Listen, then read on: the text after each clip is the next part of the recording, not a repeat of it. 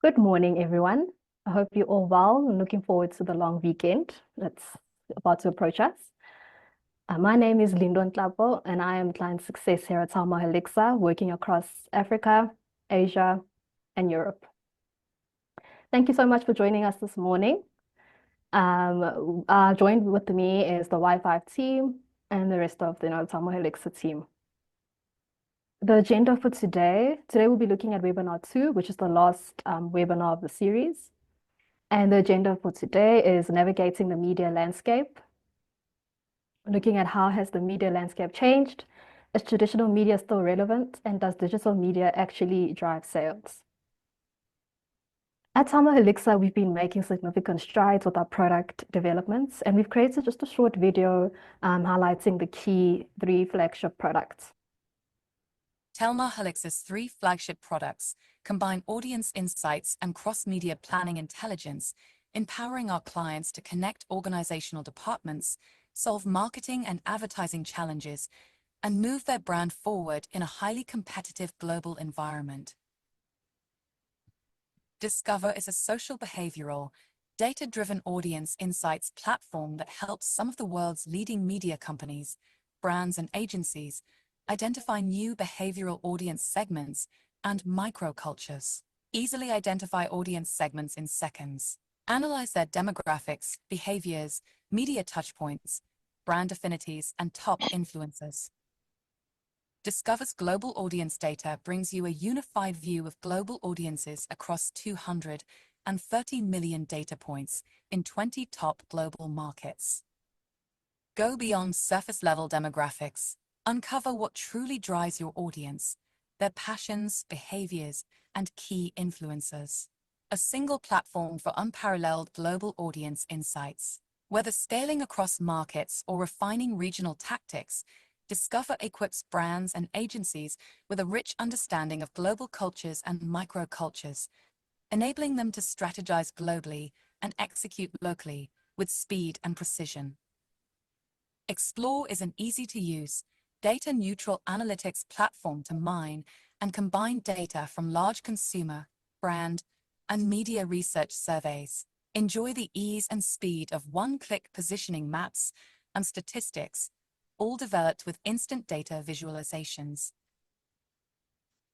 Plan's proprietary data engineering methodology uniquely enriches industry-leading channel and measurement data to determine the most effective reach for your cross-media campaign investments, and provides total reach and frequency across digital and traditional media channels. We look forward to giving you a closer look at our other audience insights and media planning solutions, which have all been developed to drive real ROI and grow your business. Contact us for a personalized tour. Okay, thank you. Now introducing you all to the Director of Storytelling, Brandon de Kock. Thank you, Brandon, for joining us this morning. Hi there, Linda. Nice to be back, and thank you everybody out there for deciding to give up an hour of their day to listen to us. Yeah, the technology thing is quite tricky because I was at a conference last week where the head of business intelligence of the company stood up very proudly telling us all about AI and how he'd been programming his AI friend to make his speech for him.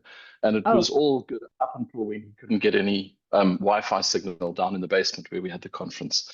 So, so technology can come back to bite you. It really can. Yeah, I'm very glad we've got Linda on the line. We've got a genuine Gen X to help me talk through some of these, some of what I'm about to present to you today. So let me, without any further ado, leap into the pack I put together. Let me just start off by saying, you know, the sort of the DNA of BrandMapp and the work we do goes back 13 years ago to when my late partner and I, Stuart Lowe, were working at Ramsey Media, and we were in a tight spot because the tools that were available just didn't really allow us to profile our readers correctly. That's actually why we started doing BrandMapp. Over the last 13 years, it's developed into a tool that obviously helps, or a data tool that helps a lot of different people in a lot of different ways.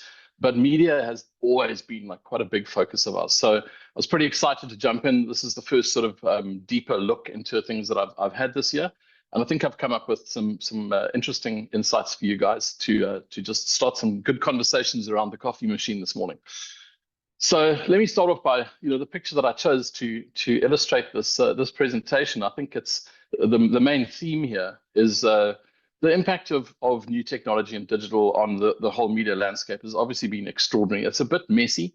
I don't know if you guys can relate to it, but these days when I travel, I've actually got like a separate bag, it feels like, for my power adapters and cell phone chargers, and and I'm consuming media in every possible way on every possible device. And that makes it really, really hard for anyone in the research business, which I'll talk a little bit further about as we go on. But that's kind of it's an evolved world. We live in it. We all take it for granted now. But maybe I can show you some of the real impacts that it's had.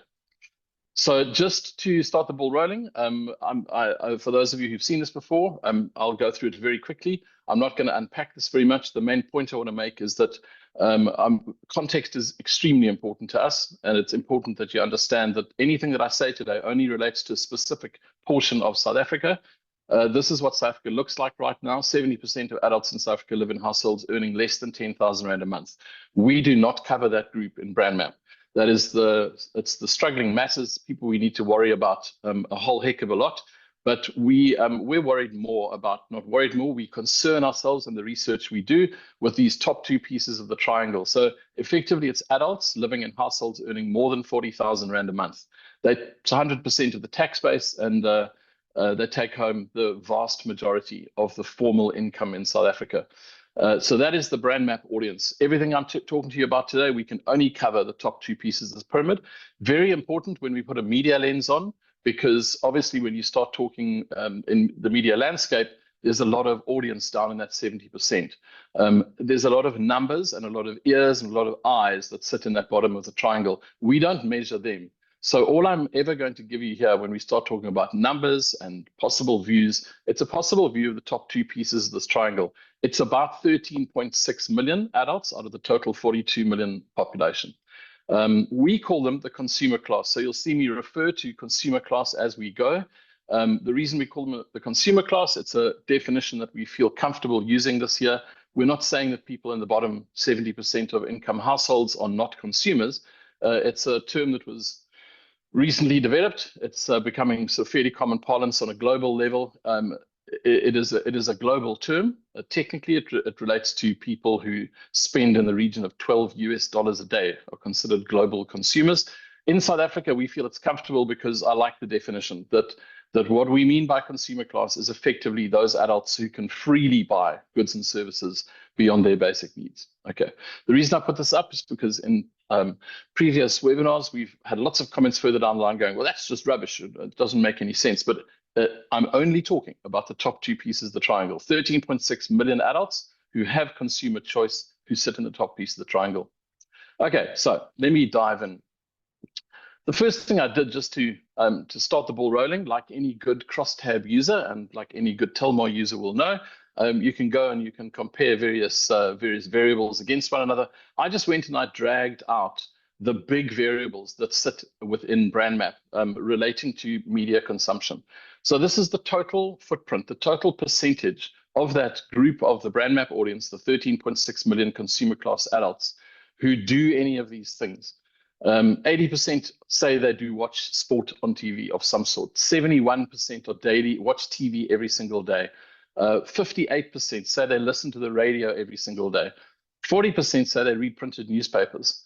40% say read printed. 50% say they read newspaper content. These are big numbers. And the starting point for me is that, when we talk about the media landscape, and I know I'm biased because I am a sort of writer, photographer, journalist by trade, but I'd like to think that that the media really is the landscape. It's such a massive, massive part of South African life. And I think it's important for all of us. I'm sure most of you who are on the call are involved in media and marketing in some way, but just understanding how massive media is in the South African consumer class life. It's a mainstay, Even down at the bottom there, I quite like the little ones. 33% of people now saying they listen to podcasts every single week or more. These things have had a huge, huge impact on consumer behavior. We're tracking them year on year. These things haven't changed much in the last sort of 2 or 3 years. But if you go back, 20 years ago, these numbers, obviously, some of them just didn't exist. It's not just that that these sort of channels and platforms have an effect. I think it's probably true to say that media, in a very real way, is the landscape. Especially if you live in Joburg, you'll know that billboards are ubiquitous. We've measured this for the last couple of years, just to try and sort of help the out-of-home industry understand what consumers may or may not think. We've asked a very simple question. In the past few weeks, which these outdoor media have carried an advert that caught your eye. It's a very non-committal question. It's very easy to say none of the above. When we first put it in, I thought, sure, 80% of people are going to go, none of the above. I don't notice outdoor.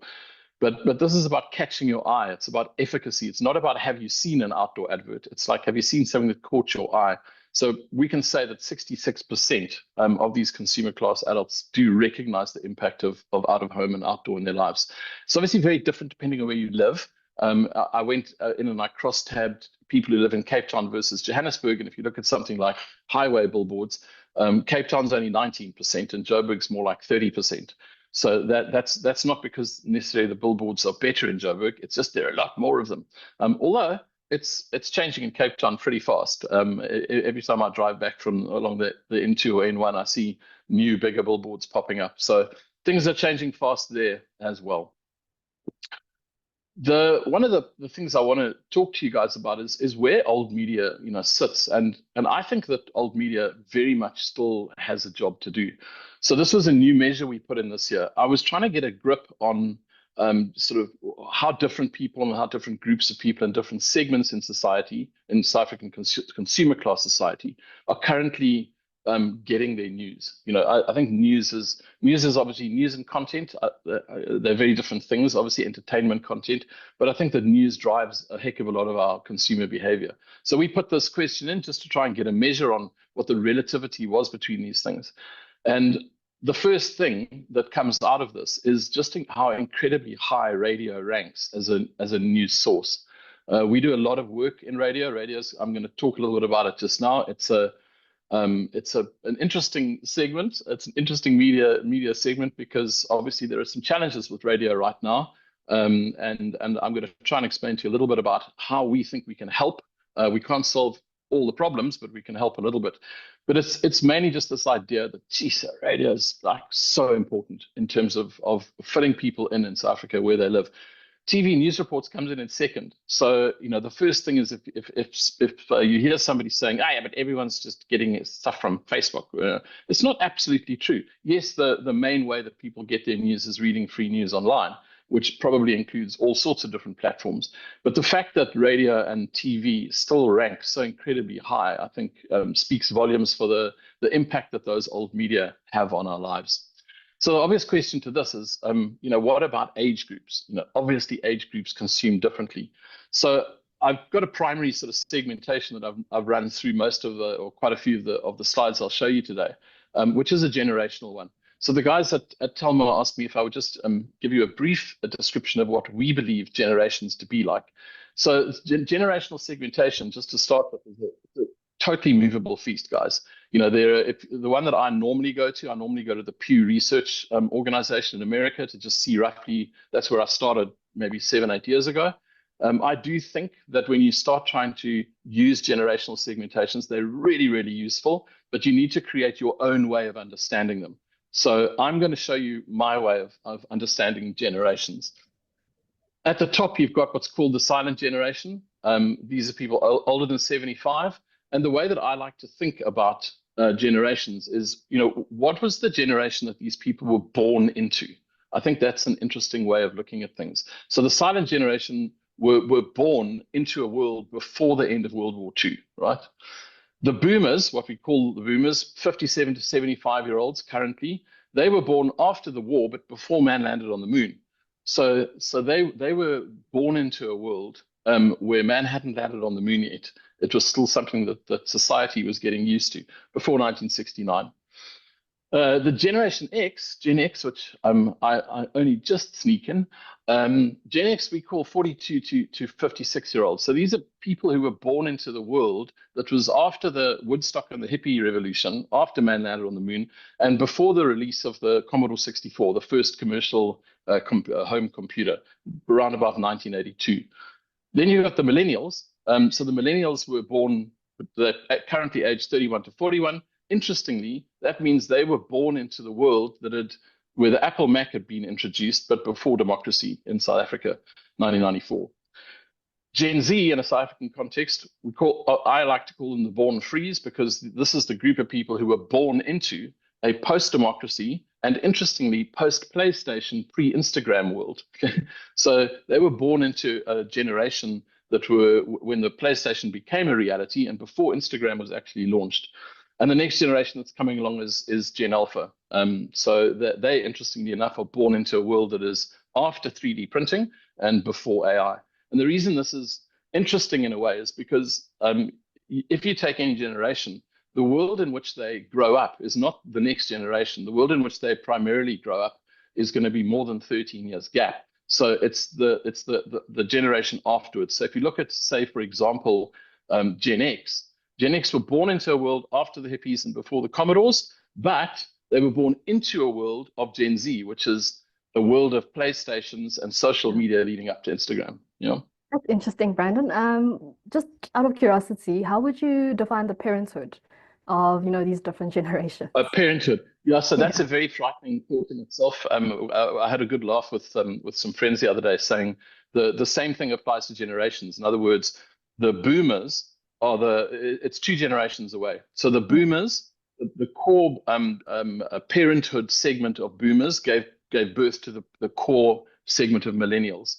So you're 2 generations down. Okay, so boomers are the parents of millennials. Gen X are the parents of Gen Z, and that's very frightening for me, because if I remember how much everybody moaned about millennials and that they're having the attention spans of a gnat and everyone on their cell phones the whole time, millennials are going to be the parents of Gen Alpha. In fact, they are already. Yeah. So can you imagine that dinner table? I mean, geez, you'll probably have children telling their parents to get off the damn cell phones. Probably. Yeah. Oh, goodness. Yeah, I mean, it's one way of looking at the world, guys. This is the way I choose to use generation. I think it is important, though, because we tend to get stuck on people's behavior, and we forget that life is a continuum. Still, these generations are with us, and I think they're really quite useful. But understand that when I talk about them, that's kind of what I've got in mind, is like, what are the effects of the world that these generations were born into, and how's it going to have an effect on their lives going forward? Okay, so what happens when we put a generational view on that news thing? A little bit of a confusing chart. I'm sorry, I don't use all of the incredibly exciting and useful visualization tools that sit on the Telmar system. I go for very, very simple infographics, guys, bar charts, because I think they tell stories in a really interesting way, because you can see slopes sort of immediately. So what's happening here? Well, I've split it up left and right. So the stuff on the left are where the Generation Z are currently getting their news, or much more likely to be getting their news. And not surprisingly, it's Instagram and TikTok. On the far right-hand side, you've got sort of the age differentiation. So your boomers, the boomers plus, I've joined together the boomers and the silent generation. It's a bit unfair, I know, but there are not very many silent generation left. So it's fair enough just to make it a 4-bar chart. And you can see how much more likely boomers are to be using traditional media. But I think what's fascinating here is when you draw a line over there. So that's the 30% line for Generation Z. Look how powerful TV, news, and radio still are relative to the rest of what they're consuming. So the story here is that it's not that younger people are not consuming old media. They're just more likely to be consuming the newer types of media platforms as their primary source of news. I'm going to make an argument coming up that there's a very good reason why they're still going to online and radio and TV news reports. I think it's the plot spoiler would be, I think it's for validation, but I'll get to that in a moment.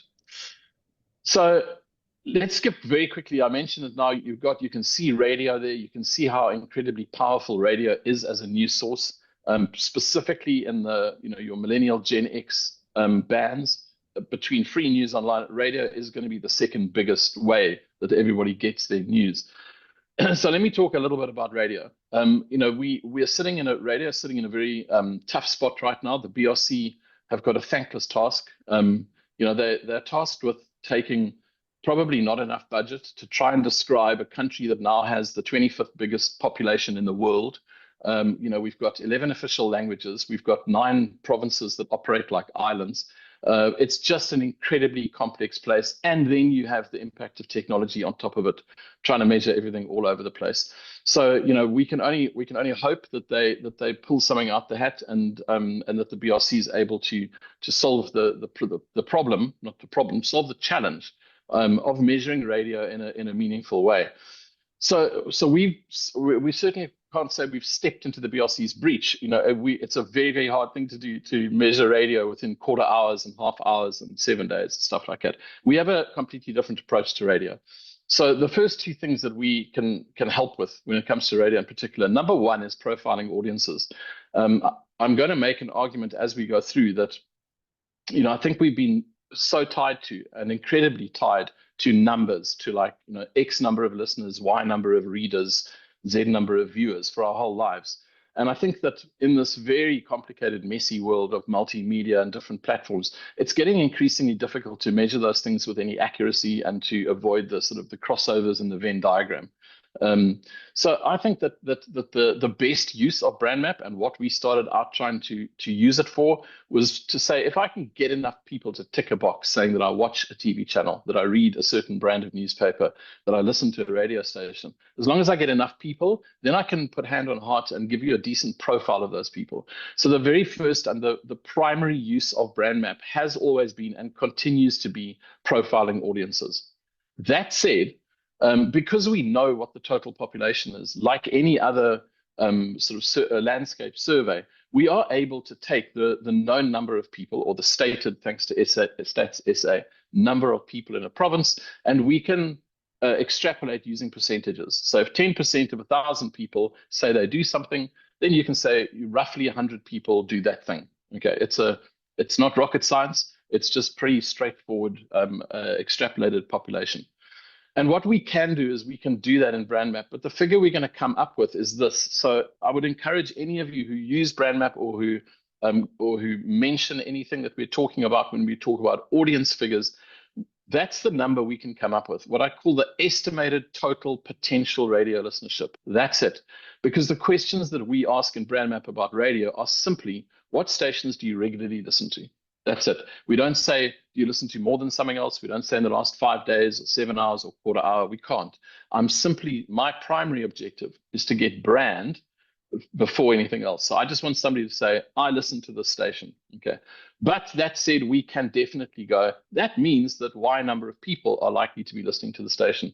So if you're going to use BrandMapp as an interim measure to plug a hole before the BRC comes up with some new figures in the hopefully near future, I would encourage you to use that as the metric. It's estimated total potential radio listenership. Okay, does that make sense, Linda? I mean, I don't want to waffle on. Yeah, no, it does. I think it's a super important thing, guys. So, okay, so how do we do that? Well, all that you need is you need people in order to profile them. And this is just a slide showing you the kind of sample sizes that we get, given the fact that we're targeting the end of the market that we do. We are obviously, the people who really benefit, I guess, from the work we do, is that in some of the landscape surveys, they just don't have enough money to research the top of the triangle in the same sort of way that we do. And we're able to get over security fences and find people who probably otherwise wouldn't answer somebody knocking on their door with a free pair of Brightons, So for some stations, for the likes of the Power FMs, for your more top-end stations, we're able to secure really, really meaningful sample sizes. And based on that, we can create really good, accurate profiles of these listeners. You'll see some of the big stations on the left-hand side, they're massive samples. Obviously, these are huge players in the game. But even I just highlighted a little station there called Star 919. Shame we've been working with them for the last couple of years. And even for them, like a sample of 111 is 111 more than they've ever sort of had. So we can give them some idea. That's not the kind of sample that I would put a hand on heart on. But look at the rest of these things. The numbers are great, Yeah. So it was just it's not quite a sales pitch. It's kind of like a plea to, if you're going to be using BrandMapp, use it primarily to profile these audiences and try to sell the quality of your audience. If you really need a number, we can give you a number, but it is total estimated potential radio listenership. Okay. Also nice seeing some of the community stations come up. Yeah, we get some nice little samples there. You know, I mean, my rule of thumb is I like to get over 250 as a sample size personally on anything. But you know, the moment you get into sort of 160 to 200, you can start creating some kind of a picture. Anything under 100, I think, for me is not a great profiling sample. It could be quite. I'm sure it's good if you've got a landscape survey and you're trying to work out audiences. But yeah, we're able to help a lot of these smaller stations. Yeah. I guess you know, we not all of them. It depends on where they sit in the triangle of income. But anybody who targets a station that sits more on the top of that piece of that pyramid, we're likely to be able to help them. Okay, that's my soapbox moment for the morning. Sorry if I've gone on a little bit. It's just that we've obviously a lot of people are looking for radio solutions. I believe we present a radio solution, but you just got to be absolutely clear about how you use it. You know? So let me then just show you two quick slides on what I think are some pretty interesting thoughts about radio coming out the data. The first one is that, you know, radio is still recovering from long COVID. We think that radio was it was probably the medium most affected by COVID. And the thing that was affected was that fourth bar there. The question we asked, which is when do you listen to radio? And if you go back to before COVID, listening in the car on the way from work, school, or college was exactly the same as the morning drive. So evening drive and morning drive were almost identical. COVID hit and it just took that out completely. When I say took it out completely, sorry, it halved it. And I think there's obvious reasons for that. I mean, people weren't driving to work as often. But this is a little longitudinal view of the last 3 years. And it's interesting that in some of the stations that we work with and research, their percentages of listening in the car on the way from work and driving around during the day have swapped over. So a station that was 30% in the evening drive time and 37% driving around during the day has swapped over. Now they're 37% evening drive time and 30% driving down during the day. So it speaks to just sort of slightly changing habits. I guess some of it might have to do with work habits, you know. Anyway, so we think that this is potentially a super interesting view. I think that these charts it's a very small little shift that you're looking at the moment, but it feels to me like driving around during the day is still going to be there. But I think that our evening drive time is going to increase and increase and increase, certainly by traffic flows. It looks like, although hybrid work is still a proper reality in the South African work landscape, it feels like our habits are changing a bit, that instead of working instead of working 2 days of the week at the office, we're now working 2 days of the week at home. That's kind of what it feels like to me. But yeah, I don't know what's the traffic like up there in Jersey, Linda? Is it hectic back rush hour? It really is hectic. You know, the N3, the M1. Yeah. I mean, in Cape Town, we are we're definitely worse than we were pre-COVID. Okay. You know, it feels to me that that could be the fact that 50,000 families or something a year are moving to Cape Town. But I think there's also definite signs to me that the office home thing, it's still there for a certain category of workers, but it feels to me like there's a lot more people going back to the office. True. The second thing about radio, you know, there's I'm sure you guys in the media know about GFK and their measurement systems sort of globally. The idea of Radio 360, my brother-in-law works in radio in Australia, and I remember him telling me the story about what they were slowly getting to solve their problem in radio measurement. And because online listenership, and specifically listenership through apps, was so massive and getting so massive, they were making an argument that you could actually use app-based, which is 100% measurable. You could actually use the app-based listenerships to create relative charts, right? And I've always wondered how close we are in South Africa to that place. Like, when will we be able to start doing that? So this is another new measure for the year. I mean, I know it's standard in radio research to ask these questions. We've never really put them in because there was somebody else doing it. So we put it in this year. Which of these ways do you listen to the radio at least once a week? And again, this is the generational view. So you'll see that the older people who are more likely to be driving around in their cars in the morning anyway, or more likely to be driving around in cars, are much more likely to be tuning in on the car radio. On the left-hand side, look at those Gen Zs on their mobile radio. 33% of Gen Zs who do listen to radio are tuning in on their mobiles. And this is one of those lovely pictures. Like, cast this forward 10 years and imagine what that chart's going to look like as the next generation. If Generation Alpha are growing up with their brothers and sisters, their older brothers and sisters, and maybe even their parents listening to radio on their mobiles, it's something that they're just going to do. When I say they, I mean I'm not being rude to your generation, Linda. I'm being Okay. No, but it's true. I mean, I Gen Z. also listen on my mobile phone. I have the apps, Mm. the radio apps as well. So there's also podcasts, It's so absolutely, it's a big old murky pond in some ways. The yeah. moment you get into that mobile environment, I mean, you're not even sure. Sometimes you maybe not even be sure whether you're listening to a pre-recorded show or an app or the Yeah. station itself. You're listening to the app. So I see this picture having a fairly marked effect. And I guess the important thing here as well is that another one of my sort of things that I find myself saying the whole time, it's the speed of change that's quite interesting here. That's quite a fast change in behavior that you're looking at when you see graphs that do this. They're rapid changes in behavior over living generations.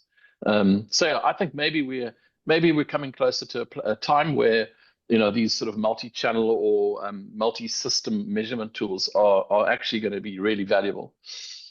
Okay, so let me move on to a little bugbear. When I say a bugbear, as somebody who I had a story printed at the end of last year in Taste magazine, a beautiful photo story about a food trip that we did in Italy, and I can't tell you what it felt like to see pictures and words in print again. That's because I'm a greybeard. But I do have a love of old media, and I like to try and understand what exactly is going on in it, and also how do we measure it correctly. So these old dinosaurs of magazines and newspapers and things, what is the best way to measure their footprint? So I wanted to start by showing you something. I don't this is not a happy story. I was deeply involved in this industry. I was part of what I call the meteor hitting, but I want to just sort of quantify something for you, and hopefully it'll provide the context for the conclusion that I'm going to come to.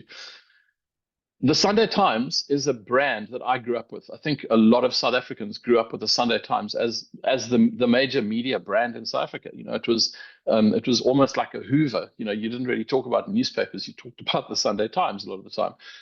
This is what happened in the meteor hit, and I'm talking about the print circulation. Okay, just the print circulation of the Sunday Times newspaper had a high of 500,000 copies a week back in 2010, and in 8 short years that halved. That was the bang of the digital meteor that hit, and in the time that's followed, what has happened is a very it's the sort of chart that you wouldn't want to take into a salary renegotiation moment. That is the stated ABC circ of the Sunday Times from 2018. So, this is a pretty precipitous fall. The Sunday Times is absolutely certainly not alone in this moment. But the question is, I have always I love the idea of the process of things becoming extinct and actually staying alive. Dinosaurs, guys, they're all around us still. We just call them birds. There's an enormous amount of proof that the birds are the living remnants of the dinosaurs. And there are quite a lot of them, and they're quite pretty, and they do a great job in their role in the environment. So I think rather than looking at this as a devolution, I think this is evidence of an evolution. And the only way that we can measure that evolution is if we start moving away from our traditional sort of ideas of measurement. So I go back to what I said before. We've been so stuck on numbers. This whole thing that's happened here was the reason for all those nasty fake circulation numbers of newspapers and magazines that were so prevalent in the sort of in the late 2000s and late 2010s. Something's happened here, and we want to try and find a way of measuring what the good story is in this. Like, if this is a bad story, what is the counterbalance? So I'm going to make an argument that we need to start we definitely said it 13, 14 years ago, at Ramsey Media, we were one of the first companies that started going, let's try and sell total audience here. At the time, I think we had twice as many Facebook car people on the car Facebook page as we were selling magazines. So we were starting to try and sell the sort of, the total audience. And I was looking as a case study of one and thinking it's kind of interesting because if you ask me too accurate a question, I won't answer the question correctly. The Daily Maverick, and I'm just picking on Daily Maverick because it happens to be something that I've followed from the very early days when BrandMapp first set it up. And when Daily Maverick first started, it was a website, right? And well, not when I first started really reading it, it was a website. And if you said, "Are you a Daily Maverick reader?" I would have said yes. Then they started a very, very aggressive email newsletter campaign. And I reckon I moved almost entirely away from the website and I started reading the newsletter. So if somebody said to me, "Are you a Daily Maverick website reader?" I would have gone, no. If they said, "Are you a Daily Maverick reader?" I would have said yes. Then they brought out their newspaper. And because it was free and it was at Pick and Pay, and I happened to be shopping at Pick and Pay a lot, I used to buy it pretty much the whole time. And then I realized I'd moved on to there. Then the next thing that happened was they came along with podcasts and with YouTube interviews, and it's a medium that really appeals to me. So I still kept on going with Daily Maverick. And then most recently, I've realized that it's in my feed. I think it's in my YouTube feed. It might be in my Instagram feed. I don't even know which feed it's in, but I know that I'm now picking up a really, really lot. Probably my main interaction with Daily Maverick is through this Instagram, is through the video account, in a what I'd call a TikTok style video. So the thing here is, like, what's more interesting to you that I'm as an advertiser or as a marketer? What's more interesting to you that how I'm getting my news, or the fact that I am a person I'm a Daily Mavericker? I'm a Daily Maverick content consumer. And we kind of took this thinking into BrandMapp 2024. So what we've done in the print category is traditionally, this is from 2023, traditionally we've always said, first of all, we asked a question saying, how often do you read printed newspapers? And the results over the last 10 years have been, they look a bit like the Sunday Times print graph. And we kind of all knew it was going to happen, but it's a bit of a sad story. And then once we'd asked you that, we said, okay, well, if you do read newspapers, what do you read? And this is the results just for the dailies that we got from last year. So this year we decided to change it up a little bit and go, let's put our money where our mouths is.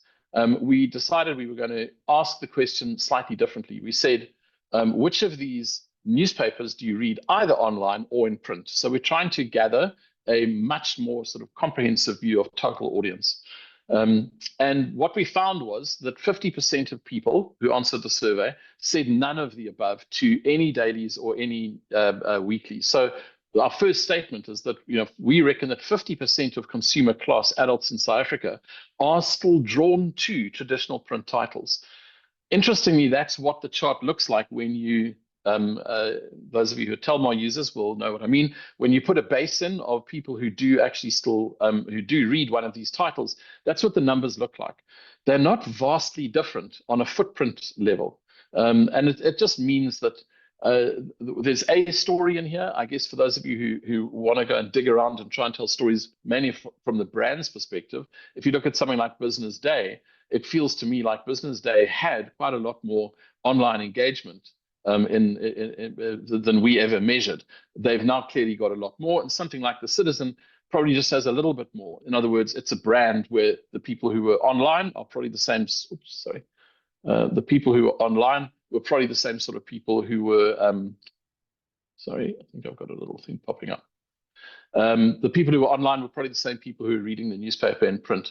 So we think it's a really good metric this year. We think it's from a brand map perspective. In other words, again, you can get relative numbers out of this, and I'll show you a number in a second. But what's important to me is that with nice large footprints, we're able to take these groups of people and say, okay, we've got a nice big fat sample of people who recognize that they are citizen people. They consume citizen content. What do they look like? Who are they? And then we can tell you 250 interesting things about them. Okay, so it's quite a big shift for this year. I guess for the sales teams who are sort of completely obsessed with trying to sell, one medium over another, they're going to have to be a little bit more clever if they want to go and delve in and cross tab and put different filters on the data. We think it's incredibly useful for the marketing community of South Africa to be able to track, profile, and relatively size total brand audiences in the old dinosaur world. And to try and add a slightly nicer lens onto that Sunday Times story, I'll give you an example. So the Sunday Times, in last year's data, when we said, which of these weekend newspapers do you read, 36% of people said I read the Sunday Times. And this year on our new metric, it's exactly the same. It's still a 36% footprint. Interestingly, if you now put that audience extrapolation onto it, the statement I would make is that the Sunday Times, this legendary brand in South Africa, it might only sell 57,000 copies of the magazine every week, but we would say that they've got a total potential consumer class readership of about 2.6 million adults. That's just in the top piece of the triangle. So I think it's a far more useful metric in some ways. And I hope, same thing that I said with radio though, please let's be careful when we state these numbers. It is total potential readerships. That's what we're measuring. It's not saying that somebody, we ask the question regularly. So, you have to be a bit clever about how you actually tell the whole story. But I think it gives us all now a really good relativity on these old dinosaurs of the media world. Okay. If these things are so if we can now establish the fact that the brand is actually more important, let's say, than actual channel or platform, that we're looking at brands, why would these traditional media brands still be relevant? Why is radio still as relevant in some of these measurements? So here is for me, it's been one of the key insights over the last couple of years. We put this question in about trust, I think 5 years ago for the first time. These are just the big three old media. And the question is simple. It's just, which of the following media do you trust? Okay, so what do you trust? And that is what the picture looks like. So the first thing that's obvious is that in general, as a consumer class society, it feels like we're generally losing faith in media in general with trust. Okay, that's the downward sort of trend. It's reasonably significant, not massively. It's not like it's as precipitous as something like print media was 10 years ago. But it feels to me like media in general has a bit of a challenging. It's a challenge because of all of those wires that I showed you on the opening slide. There's just so much going on there, and I feel like the mistrust in one media leads to a mistrust in another, or the distrust. Anyhow, these are the big three: newspapers, television, radio. That's the story. And look at these percentages, right? Sort of for this year, radio is the most trusted form of media in South Africa by consumer class adults. Television, a very close second. Newspaper sits at 33. What's really interesting about this is when you look at the other half of this chart, which is when we put in all of the digital platforms. Because the challenge that the digital platforms have had is, unlike this fairly stable picture we just saw, man, has it been a rocky road when it comes to levels of trust in all of these digital platforms. The first line there, the 2020 to 2021, I added that in because the story that we told everybody about that precipitous drop from 2020 to 21, that was the effect of COVID. That was all of us pretty much losing faith. It was Donald Trump. It was ivermectin. It was it was horse tranquilizer. It was all sorts of things. It was like, are the vaccines going to kill us? And half the people saying yes, and half the people saying. I think we just generally lost faith completely in digital media over that period of time. And you'll see that each of these platforms has had slightly different journeys. If you look on the far left-hand side, you'll see that podcasts have had they're on the rise. And I think that those of you who do listen to podcasts will know that you end up being very selective. And you generally land up listening to podcasts. They're quite vulnerable entities. It's hard to hide your character and your truth as a presenter on a podcast. So I see podcasts becoming more and more powerful as time goes on. TikTok, you'll see the level of trust is actually like super low. And obviously I'll show you a generational view in a moment. But look how up and down these things have been. All it takes is, if you look at YouTube last year, I call that the Joe Rogan effect.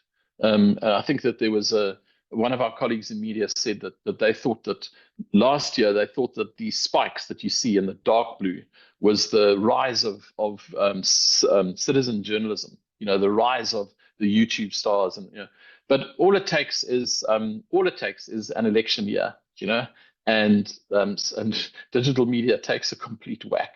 So our levels have just dropped again. So it's up and down. It's all over the place. A very unpredictable environment.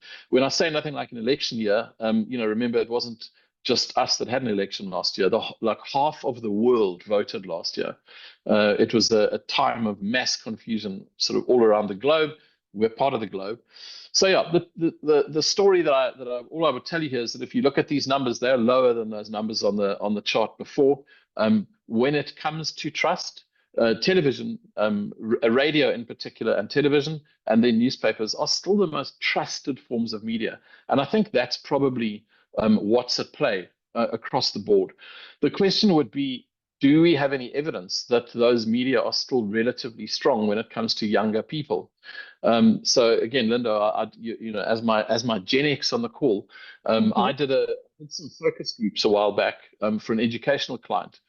And we were asking groups of young people between sort of school leavers and second year varsity where they got all their news. And they replied, as you're looking at it here, they said, we get it from TikTok, or a lot of them got it from Twitter. A lot of them. And then we said, okay, but do you believe all of it? And they were like, no, we don't believe it. And so where do you go? Where do you go? I would start at TikTok, but I'll be like, let me just wait until I hear it on the radio. Then I know. Yeah, exactly. That's the one. That's the truth. Yeah. That's the truth, and it's so I think what you're seeing if you look at the older generations, there's just a much higher level of trust in the old traditional media and a much lower level of trust. What we're seeing with Gen Z and the millennials is a slightly different behavior, and this is just my thought, and I'm glad you've just validated it. I have this feeling that older people feel like you don't need any more validation. You just need the traditional media to tell you what's going on. It's probably true. Whereas younger people are by default, because they're there the whole time and because they're getting so much news, it doesn't mean they don't have to validate it. So again, if I think that younger people are using traditional media still and traditional media brands to validate the things that they hear on social channels or see on social channels. And that's a pivotal and vital role. Again, if you look at the line there, you'll see that levels of trust in radio and television are as high as YouTube and still higher than the social channels even for Gen Z. Yeah. So I think that's kind of, for me, this is it's kind of my take-home story for you from this presentation. It's like, if we're trying to understand what's going on in the media landscape, it's vital to understand that there is something that the old media do. And it has, I truly believe it has to do with this word trust. It plays a unique role, and please let us all continue knowing that the brands, whether they're consumed online or in print or on radio or through apps, it's the brand that has a real value in terms of credibility. So I'm so glad that a lot of those brands have made the move successfully to digital. I'm going to finish off just with a couple of slides. In the old days we used to talk Turkey. Now we talk TikTok. Everyone talks about TikTok for good reason. It is an absolutely massive platform, and I want to start off just by trying to quantify that for you. So the thing that scares me with media is change. We know is inevitable, but rapid change, man, if you don't take notice of rapid change, then you miss out. So this is our total social media platform usage over the last 4 years. You'll see that Facebook looks like it might, I feel like Facebook is going to start diminishing. In some ways, I refer to Facebook now as traditional media. I think Facebook sits together with newspapers, TV, and radio. That's my personal opinion. And I think that most Gen Zs are only still on Facebook to see what their parents are doing. That's just my theory. I don't know, Linda, I might be completely wrong. Instagram, you can see, had its heyday a couple of years ago. That was before the advent of TikTok and stuff. So Instagram was very much on the rise, but it's kind of held its head, and it seems Instagram's doing real well. LinkedIn, super powerful platform. These numbers go really, really high when you put professional lenses on and when you put age lenses on. But the two that are missing here are Twitter and TikTok. So what's happened to them just over the last 4 years? Those are radical slopes, guys. And those of you who were on the webinar last week, 2 weeks ago, will know that there were two things that show these kind of slopes. One is the growth in air fryers, and the which is very similar to TikTok, and the other one is the use of Checkers 6060 and delivery apps, which show the same kind of rise. But those are services, those are products and services that have dropped into the market and become cultish. These kind of pictures are radical. It just shows how fast, and this is the total landscape. This is the total 13.6 million adult population. So Twitter, Elon Musk must be really crying, and TikTok is incredibly powerful. I'll put one filter on that for you that tells an interesting story, which is, so this is not generational, this is actual age groups. And so it's the percentage of the different age groups that actually use TikTok, the TikTok regularly box. And I think it's fascinating because for two reasons. First of all, at 60% for Gen Z, that is absolutely massive. You know what I mean? That's like close to what Facebook penetration was 10 years ago. And it does slowly come down, but crucially, when 28% of people between 55 and 64, so that's effectively the boomers, 28% of them are saying I'm using TikTok regularly. If you think that TikTok, it started off as the thing with that funny dance, I can't remember what it was called, and everyone is like, nah, it's just for young people. Not anymore, guys. TikTok is very much there. I think if it doesn't form an integral part of your creative plan and of your media plan, from an agency perspective, you're doing your clients a bit of a disservice. When you put the actual generational lenses on, there's a very, very interesting picture that emerges. I call these social channels, social platforms, they're generational prisoners. Look at Twitter X. Look at how its usage spikes in the millennials and Gen X. Those are the people who were born into the Twitter world, right? LinkedIn, the profile there is very much professionally driven, right? That's your hardcore working class professional age group. And they're much more likely to be using it. The TikTok, that's just this version of the previous slide. And look at TikTok and Instagram. Just look at how prevalent they are in those younger generations. And Facebook, that's why I say I think that overall usage that we saw earlier, I do think it's going to start becoming less and less relevant as the population gets younger and younger. If you look in America right now, there are more Gen Zers in the American population than the working population than there are boomers.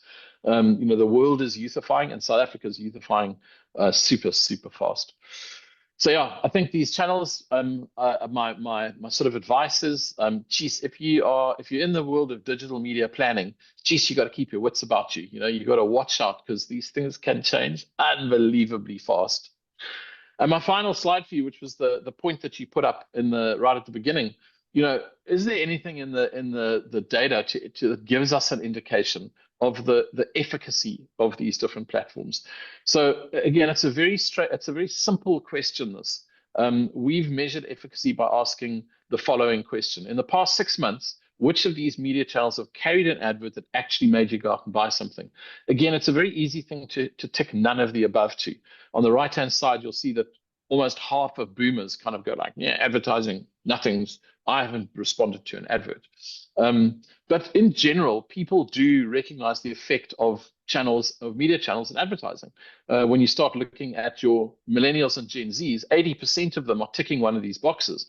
That means that the memories in their head when they answer this question, they go, oh, yeah, I remember I bought that. So I think that the picture that emerges is that media in the consumer's mind definitely is effective. It has efficacy. Look at how much more radical those Gen Zers are to say, I remember or I know that I bought something because I saw it on Instagram or TikTok. 17% social media influencers. How does that sit with you, Linda? I don't know about social media influencers, but TikTok and Instagram, yeah, for sure. Yeah. And in this case, I guess the interesting part about it is that when it comes to efficacy, I guess there's a story to be told that there are definitely channels that are far more effective for these different generations. It doesn't mean that they're not embracing them. It's got nothing to do with trust or anything like that. It's literally got to do with platform and channel. So I love the fact that radio peaks with Gen X. So the Gen Xers, the story that I would tell here is that radio and television are incredibly powerful mechanisms still for getting to millennials and Gen X. Facebook arguably is as well. But if you want to reach the younger people, in terms of actually trying to sell products, there's some evidence to show that the move to digital as efficacy platforms is working. I wouldn't do the same thing for your millennials and Gen Xers, however. I wouldn't dump all your spend into social, because it's not going to work as well. And that's that. My final parting thought for you is simply this. I started off saying in our old media days, we had this thought about, what are we actually selling? At the time, I was editing a golf magazine. We had a circulation of 25,000. It wasn't anything compared to a U magazine or a car magazine or whatever. And we were forced to sell the quality of our audience. That's what we did. And in a way, I think that is the real value, hopefully, for media players in the BrandMapp data set, is that when you're looking to try and identify quality audiences, and when you're looking to try and profile the quality of your particular audience, we provide a really excellent tool. And I think that as we go forward with all of this murky pond between unique users and visits and clicks and views and different platforms, is it Instagram or is it YouTube? An audience, a content somebody who's eating your content. That's what we really want to try and sell going forward, I think. Just my humble opinion. I'm not a salesperson, though. And that, my friends, is that. Well, thank you, Brandon. Thank you so much for your time. Very insightful webinar. Thank you. Thank you, everybody, for joining us. And thanks for having us again, Linda. Thank you to you and Thelma for inviting us back. No problem. Thank you to the Y5 team. Cheers, everyone. Have a great afternoon. Cheers all.